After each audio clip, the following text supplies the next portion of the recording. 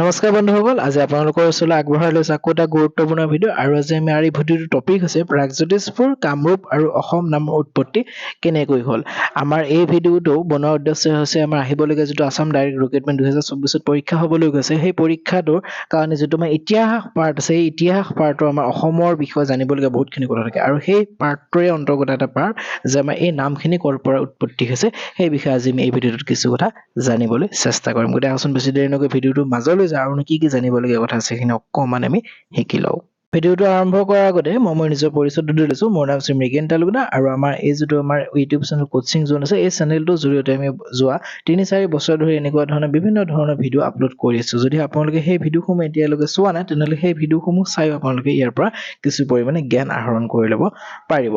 এতিয়া আজি আমাৰ এই ভিডিঅ'টো বনোৱাৰ যিখিনি তথ্য আছে তথ্যখিনি আমাৰ অসম গভৰ্ণমেণ্টৰ এটা অফিচিয়েল পৰ্টেলৰ পৰা এইখিনি সংগ্ৰহ কৰা হৈছে আমি অফিচিয়েল গভৰ্ণমেণ্টৰ পৰা সদায় তথ্যসমূহ এইকাৰণে সংগ্ৰহ কৰোঁ যেতিয়া আমি যিকোনো এটা চৰকাৰী পৰীক্ষাৰ কাৰণে আমি আবেদন কৰিম বা তাৰ পৰীক্ষাৰ প্ৰস্তুতি চলাম তেতিয়া আমাৰ যিখিনি আমাৰ গভৰ্ণমেণ্টৰ ফালৰ পৰা যিখিনি ডাটা যোগান ধৰে সেই ডাটাখিনি আটাইতকৈ নিৰ্ভৰযোগ্য কাৰণ সেইখিনি 100% মানে শুদ্ধ হিচাপত থাকে আৰু গভৰ্ণমেণ্টৰ যিখিনি তথ্য সেইখিনি কেতিয়াও মানে পৰীক্ষাত ভুল বুলি ক'ব নোৱাৰে সেয়েহে আমি ইণ্টাৰনেটৰ পৰা যেতিয়া যিকোনো এটা চ'ৰ্চ আমি এটা চ'ৰ্চৰ পৰা আমি বস্তু এটা ল'ম তেতিয়া সদায় এইটো চাব লাগে যে কিমান জেনুইন চ'ৰ্চৰ পৰা আমি বস্তুখিনি লৈছোঁ নহ'লেতো এনেই ইণ্টাৰনেটত আমি চালে বিভিন্ন ধৰণৰ তথ্য আমি বিভিন্ন ধৰণে পাব পাৰোঁ এতিয়া আমি আমাৰ ভিডিঅ'টো মাজলৈ আহিছে এই ভিডিঅ'টো আমাৰ প্ৰথমতে এইটো কথা কৈছো যে এই যিখিনি নাম আছে অৰ্থাৎ অসম নাম হওক প্ৰাগজ্যোতিষপুৰ হওক বা কামৰূপ হওক এই নামসমূহ মানে বিভিন্ন ধৰ্মগ্ৰন্থ ৰামায়ণ মহাভাৰতৰ আৰম্ভ কৰি বিভিন্ন পৌৰাণিক কথা তো এইসমূহ উল্লেখ আছে যদিও আজি আমি ইয়াত কেইটামানহে মানে কৰ পৰা আহিছে সেই বিষয়ে মাত্ৰ এটা আমি দিশ জানিবলৈ চেষ্টা কৰিম প্ৰথমতে আমি জানিব বিচাৰিম যে গেটৰ 1992 চনৰ পুনৰ মুদ্ৰিত লিখন মতে প্ৰাগজ্যোতিষ নামটো উৎপত্তি অৰ্থাৎ আমি গেট বুলি ক'লে ইয়াত কাৰ কথা কৈছে আচলতে এজনে মানে আমাৰ ব্ৰিটিছৰ এজন লিখক আছিলে এডৱাৰ্ড এলবাৰ্ট গেট আৰু তেওঁ আমি মানে এইটো দুখ লগা কথা যে আমাৰ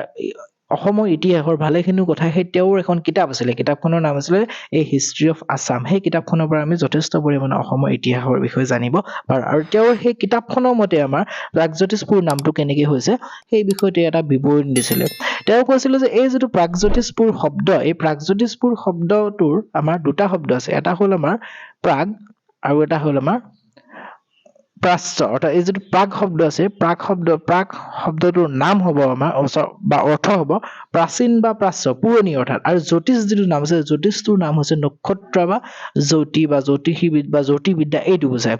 এই যিটো প্ৰাগজ্যোতিষপুৰ শব্দ আছে প্ৰাগজ্যোতিষপুৰ শব্দটোৰ অৰ্থ এনেকৈ বুজাব যে পূৰ্বোত্তম জ্যোতিষ নগৰী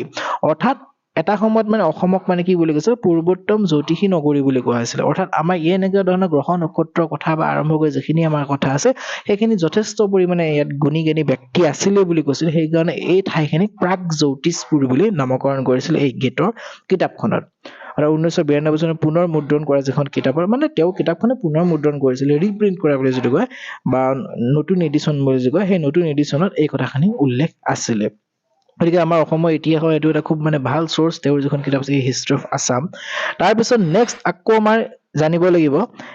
যে পৌৰাণিক কাহিনীসমূহৰ মতে কামৰূপ নামৰ উৎপত্তি কেনেকৈ হৈছিলে এই যিটো কামৰূপ নাম বুলি আমি যিটো পাওঁ এইটো আচলতে এটা বহুত মানে পুৰণি বুলি ক'লে ইমানেই পুৰণি এটা কথা যে এইটো আমি একেবাৰে আমাৰ ভগৱানৰ কথালৈকে যাব লাগিব কথাটো এনেকুৱা আছিলে যেতিয়া আমাৰ সতী বুলি আমি জানো যে আমাৰ শিৱৰ যিজনী পত্নী আছিলে তেওঁৰ কাহিনীলৈকে যাব লাগিব কাহিনীটো এনেকুৱা আছিলে যে দক্ষ ৰজাৰ যিটো সতী আছিলে সেই সতী মানে যেতিয়া মানে তেওঁৰ দক্ষ ৰজাই মানে অপমান কৰিছিলে জীয়েকক শিৱৰ লগত বিয়া হওঁতে যে কাপোৰ পিন্ধি মানে যে এনেকৈ গৈছিলে তেতিয়া তেওঁ সেই অপমান সহ্য কৰিব নোৱাৰি নিজকে দাহ কৰিছিল অৰ্থাৎ জ্বলাই দিছিলে আৰু সেই জ্বলাই দিয়াৰ পিছত শিৱ কি কৰিছিলে গোটেই পৃথিৱীতে মানে সেই মানে তেওঁৰ যিটো মানে কি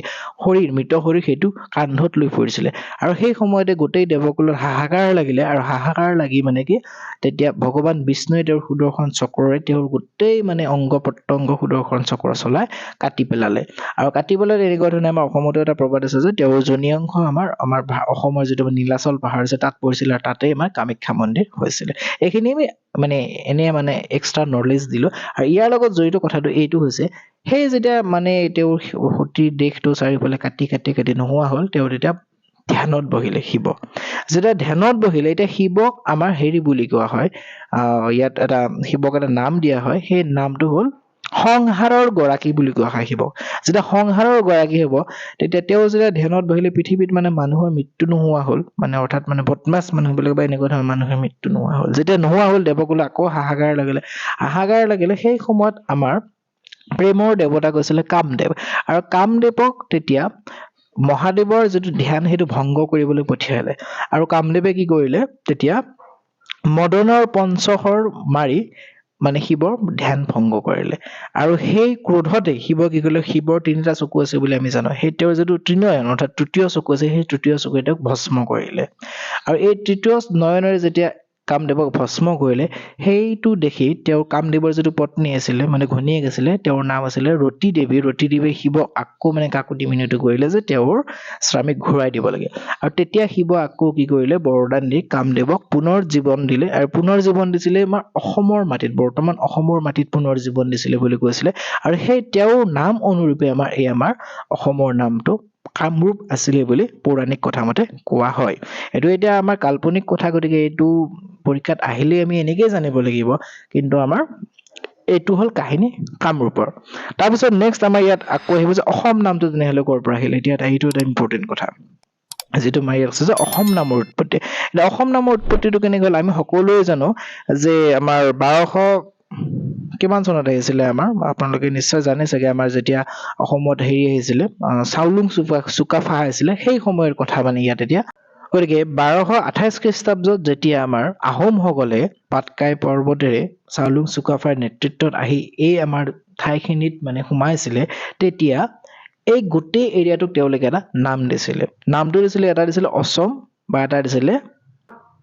আহোম যি দুটা নাম আছিলে এই নাম দুটাৰে আমাৰ এই নামটো আমাৰ এই ঠাইখিনিৰ নামটো অসম হোৱা বুলি মানে প্ৰবাদ এটা আছে গতিকে এইখিনি আমাৰ মানে যিটো আমাৰ আসাম গভৰ্ণমেণ্ট পৰ্টেলত থকা যিখিনি তথ্য সেই তথ্য মতে এইখিনি কথা আমাৰ অসম নাম প্ৰাগজ্যোতিষপুৰৰ